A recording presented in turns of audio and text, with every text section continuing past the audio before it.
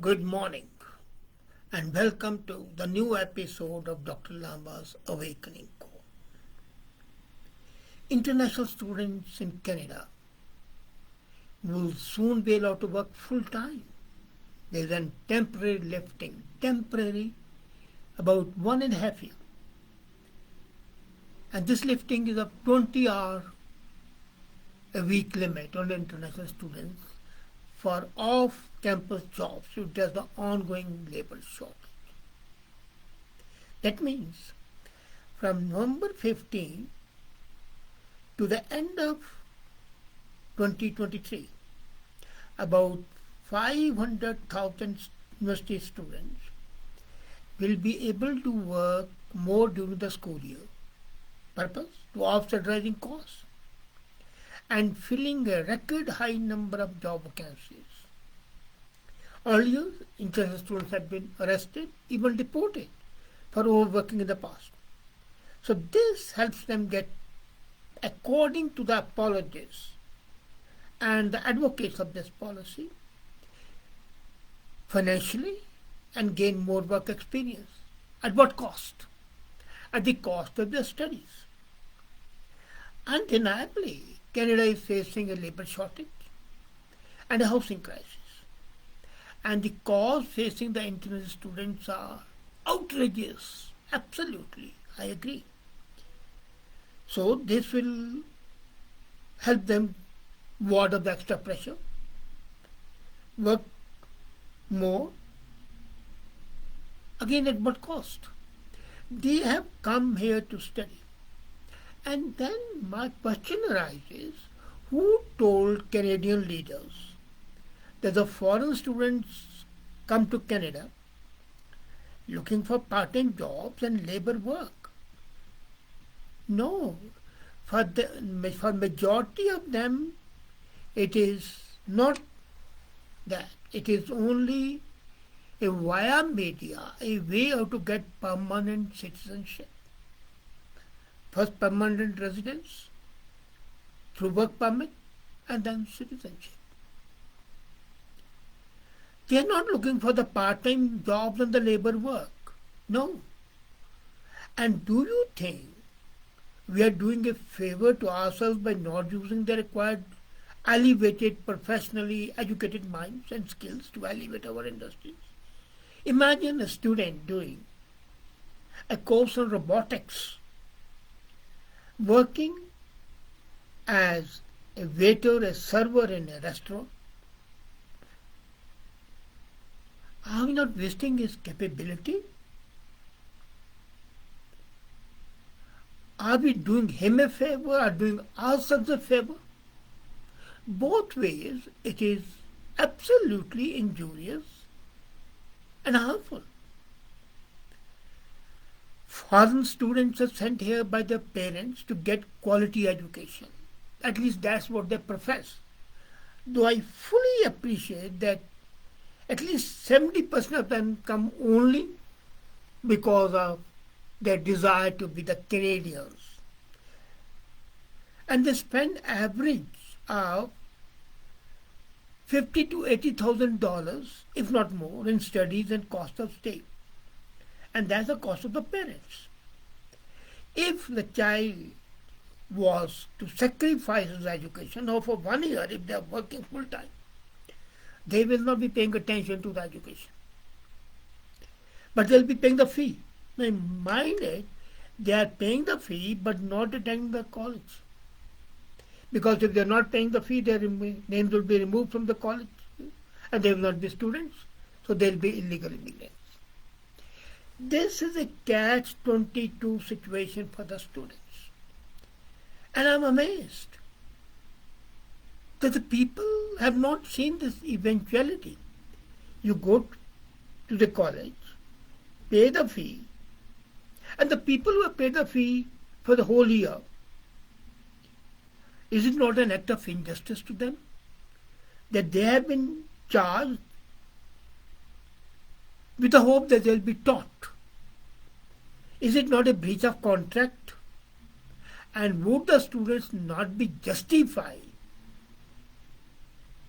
is seeking the refund of the money because that were for that period. Because they can easily say, well, look, we have been permitted by the government to work. And this means during this time, we are doing a national service by reducing the labor shortage. So why should we be penalized for paying the fee? When we come back to the course, we'll pay the fee. These gifted students who come, there are two categories. One is who are coming as a passport to the permanent citizen. The others are gifted students. And they want to work under Canadian system. They want to work in their field, which can be science, marketing, engineering, operations, logistics, finance, administration, HR planning, strategy, IT design, and so on, whatever. They are here not to serve at the restaurants, put products on the grocery shelves, fold the towels at the pools, clean the floors for you, not cook your meals or pick up the fruits and vegetables. These jobs are for Canadians to do them because if they want to do it, they'll do it. Remove all those freebies and the people will start working. I've seen people work 10 hours a day. And they will work even for more if they are paid accordingly. And they are willing to pay. So government, instead of looking at it and helping the people who have immigrated already, are trying to abuse and use foreign educated people as your carpet as the source of labor. Just recently there was another news in this regard that the government of Canada is thinking of letting the Indian doctors come here. But they did not specify that they'll be allowed to practice or not, because permission to practice is not given by the government but by the Doctors Association. So they come here and they start working not as doctors, at the most either as a paramedical staff or as cab drivers or as real estate agents. I'm nothing against any of them. No, I'm not saying they're bad. But is that utilizing their capabilities? If I had to myself, I would encourage interested students to mainly aim to work in their own field of studies or professional focus where you get value for your job, you accept, and not vice versa. And look at the catch-22 situation for these students. I mean, I'm talking about gifted students, I'm talking about serious students. I'm not talking about those students who either have come here as a passport to the permanent residence or to enjoy and earn money by hook or by crook. I would like them to work within those limits. Of course, 20 hours was an ideal time and there was a purpose for that. You can't study the whole day. So 20 hours a week means about 3 hours a day. That was a sort of a recreation, a getaway from the drudgery of study, refresh your mind and come back to the study. In that time, even if they wash the dishes, clean the toilets, is perfectly okay because it's a relief from the study. It's refreshing to change. But to work for the whole day as a regular employee, as a labor, or whatever, is an act of injustice to them and act of injustice to the Canadians. Why? We say the Canadians have the dignity of labor. Why can't they go and work as labor? Are there no unemployed people in Canada? There are. Unemployment is about 8%. And they are getting unemployment benefits. All those people who are getting unemployment benefits, their benefits should stop and they should be told, go and get the job. Give them 2 weeks time to get a job, whatever nature. because any job they get would get them minimum wages at least, which will be more than what they get as unemployment benefit. That way, government will save money, the labor shortage problem will be solved, and the students will be doing what they have come for. I challenge corporate Canada to hire these people for their work and what they can do for the industries. And our industries, by the way, are suffering from narrow-minded thinking and lack of global approach to business altogether. When I came here in 1999, set up my consultancy, I received a letter intimating that I am not a member of the Canadian College of Management Consultants. I don't have their degree, so I can't practice. I said, my education qualification is much higher. And I've got about, from 86 I set up my consultancy in India to 99. And we were the partner company of UNO.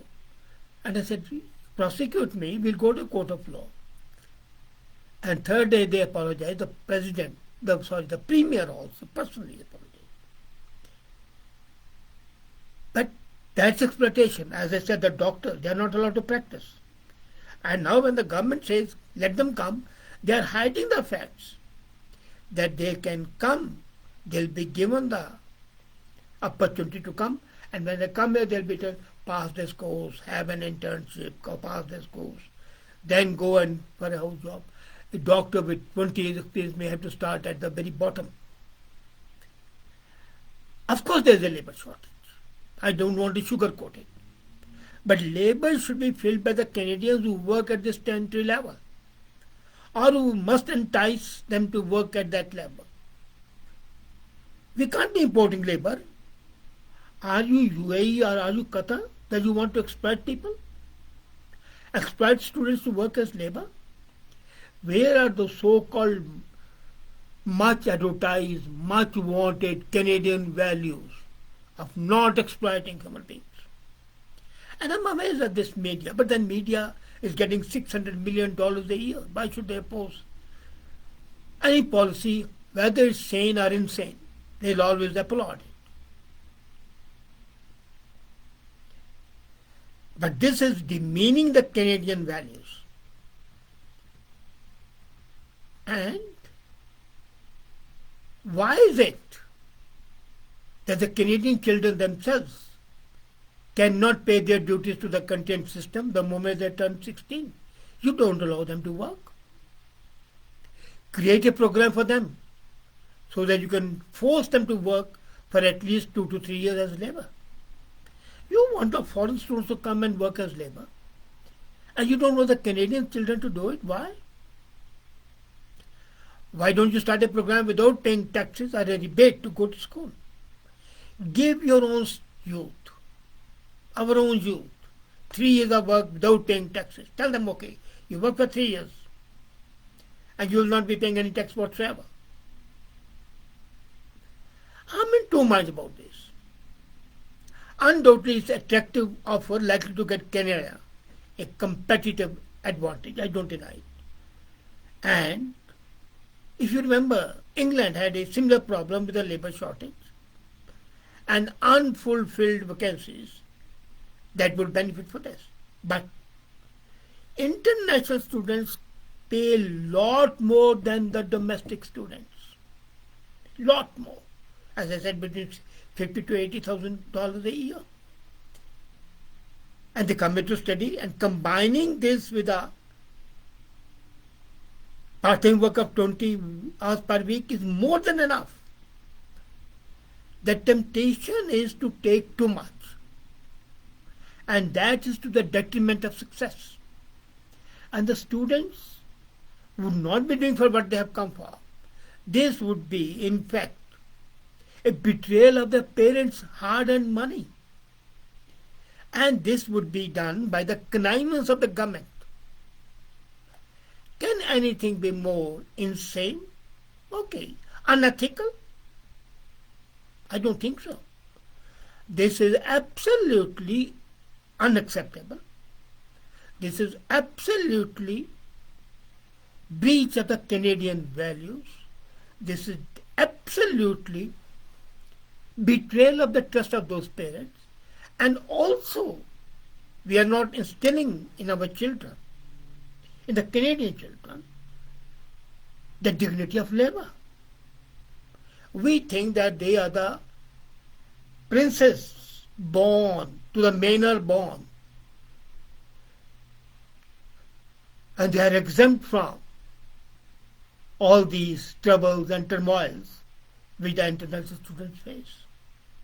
The government has to behave in a responsible manner, and before taking a decision, consider all aspects which they have not done,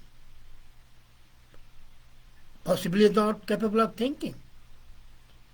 There was no consultation at all. And even if the consultation is there, the consultation should not be with the students because they want to earn money, but with the parents who have doled out the money. And as a matter of fact, as I said, psychologically and from the practical point of view, this 20 hours per week was an ideal thing. At the minimum wage, say $15, 20 into 50 per week you get. And that can sustain them, apart from giving them relief from the tedium of the education. But more than them, will take them away from education, from their goals, and create ultimately a frustrated part of the society, which is not acceptable. Think about it. Think how the politicians are destroying the Canadian values. Should they be permitted to do so? I leave it to you. Thank you.